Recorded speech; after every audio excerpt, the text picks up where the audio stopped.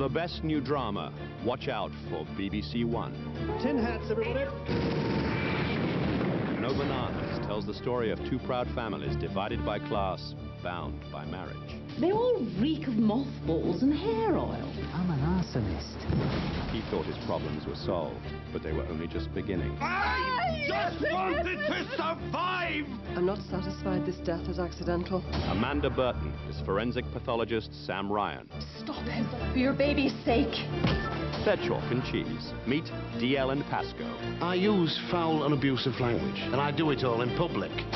They call her the sculptress.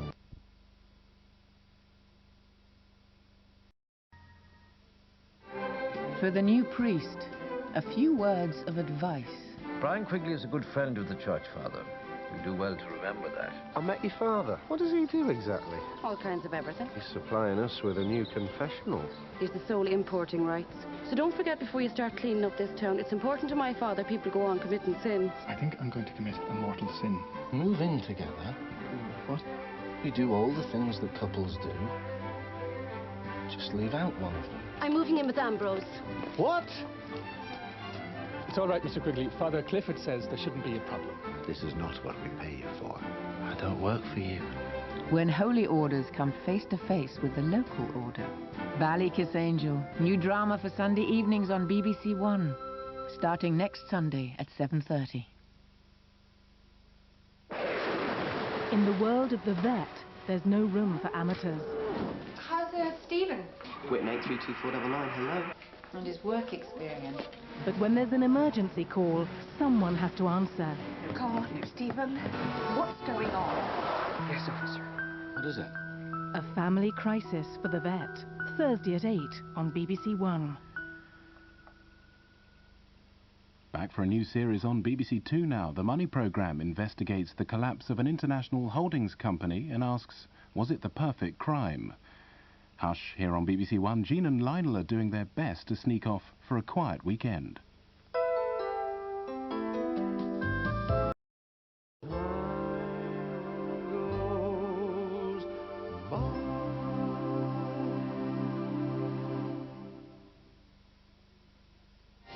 Walking on water and sailing without sight.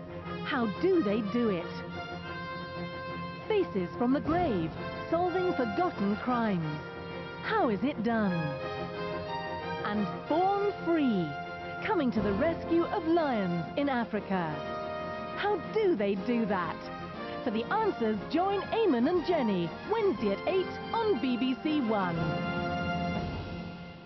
A top-deck view of London with some rare sights as BBC2 now explores the cultural and commercial aspects of tourism in the capital.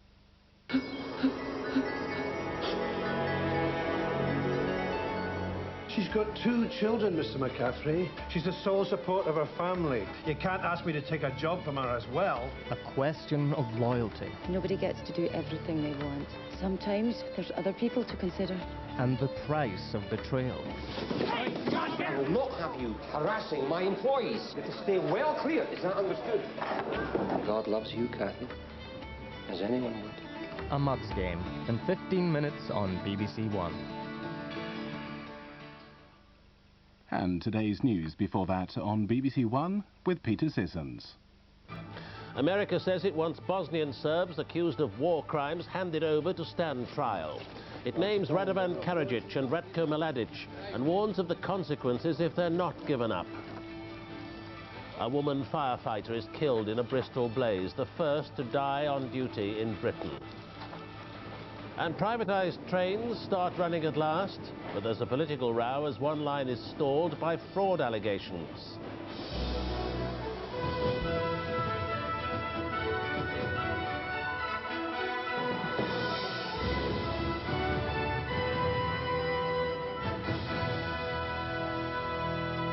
Good evening. The American Secretary of State today pressed the Serbian government in Belgrade to hand over the Bosnian Serb leaders Radovan Karadzic and Ratko Mladic to stand trial for alleged war crimes. Warren Christopher warned that America would withhold international aid and keep sanctions in place until they were extradited. In Bosnia, the UN human rights envoy Elizabeth Wren has been investigating the disappearance of several thousand Muslims in Srebrenica. Serb officials told her today that they died in battle. President Milosevic is now pushing hard for an end to his diplomatic isolation. But despite this welcome, the Americans say he won't get it until he has handed over General Mladic and Radovan Karadzic, the two Bosnian Serb leaders accused of war crimes. Afterwards, at the American embassy, the American Secretary of State spelt out the demand. I urge that he take further steps to cooperate with the War Crimes Tribunal in all respects, to make available those who have been indicted. This is one of the crimes the Bosnian Serb leaders stand accused of, killing thousands of Muslim men after the fall of Srebrenica last year. Today, the UN's human rights envoy Elizabeth Wren saw the gruesome evidence at first hand. The Bosnian Serbs insist that these men were killed in battle, but the evidence suggests that thousands were also executed and buried in mass graves. There is no doubt about the mass graves, and what they are hiding is something that is of very great interest for all parties who are involved in this. Srebrenica will always be remembered as the town which the UN abandoned. Today, the only people on the streets are Serb refugees from other parts of Bosnia. 8,000 Muslim men are still unaccounted for, and it's going to take more than one trip to uncover the truth. The UN came here but failed to protect the people of Srebrenica. Now the least it can do is to find out exactly what happened to the thousands who went missing after this enclave fell. Tom Carver, BBC News, Srebrenica. Here, a woman firefighter was killed when she went into a burning supermarket at Staple Hill in Bristol to check if anyone was trapped. She's believed to be the first female fire officer to be killed on duty. A male colleague who was with her received minor injuries. Fleur Lombard was among 60 firefighters called to the crowded supermarket at lunchtime. As the flames rapidly gutted the store, she and a colleague went to check if anyone was trapped inside. It's thought she was struck by falling debris. Both firefighters were dragged clear, but Miss Lombard, who was 21, had died. We've got quite a number of female firefighters in the brigade. They do exactly the same, perform exactly the same role as their male counterparts. Inevitably, they end up in the same situations. But I think we are a very caring organisation, and certainly the menfolk are absolutely desperate about this because she was a very popular lady. Miss Lombard is believed to be the first woman firefighter in England and Wales to die on duty. She was stationed only a mile from the tragedy, having joined the Avon Fire Service just over a year ago. Her family in Derbyshire said tonight she died doing what she wanted to do. Women firefighters are still in a minority, only 130 out of a total of 42,000. In all, 21 officers have died since 1990. Only last Thursday, 2 part-time crew members were killed at a house fire in Gwent. Tonight, the Fire Brigades Union said it was extremely alarmed at the rising toll of deaths and injuries to firefighters. Duncan Kennedy, BBC News. The government has been playing down a major hiccup in the launch of the first privatised railway lines.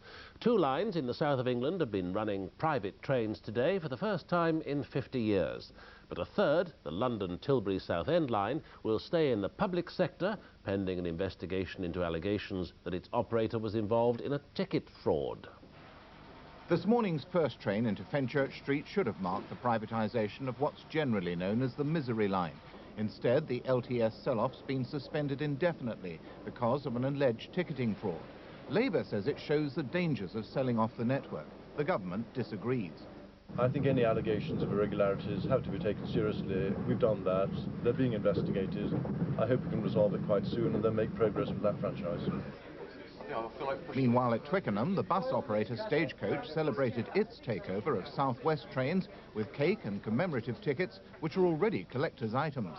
Its full plans won't be revealed till tomorrow, but they certainly include bus integration, and that's politically sensitive.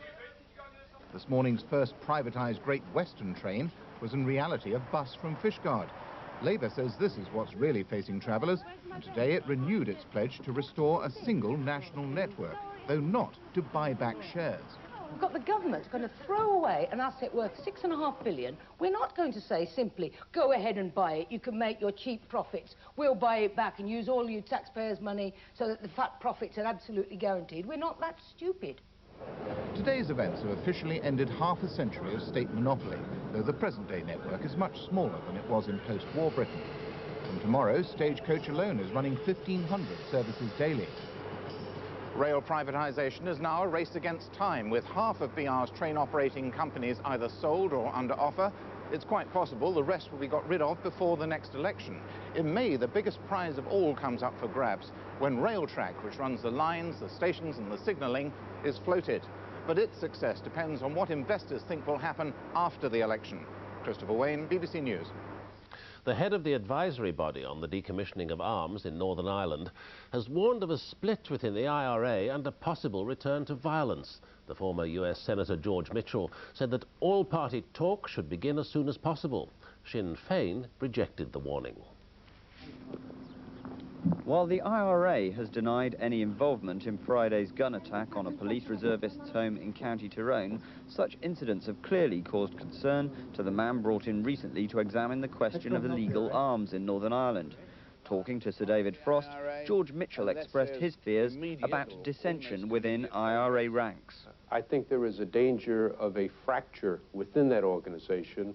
It seems clear that not all on the Republican side favor the ceasefire, and the potential for some elements to take direct and violent action, I think, does remain. Sinn Féin's Martin McGuinness says he isn't worried that a breakaway IRA group might have carried out Friday's shooting, and he registered surprise at George Mitchell's comments. I believe that over the course of the last 18 months or so, since the beginning of the ceasefire, that the IRA have proved themselves to be a very disciplined and cohesive organisation. And I don't believe that there's any danger of a split within the IRA.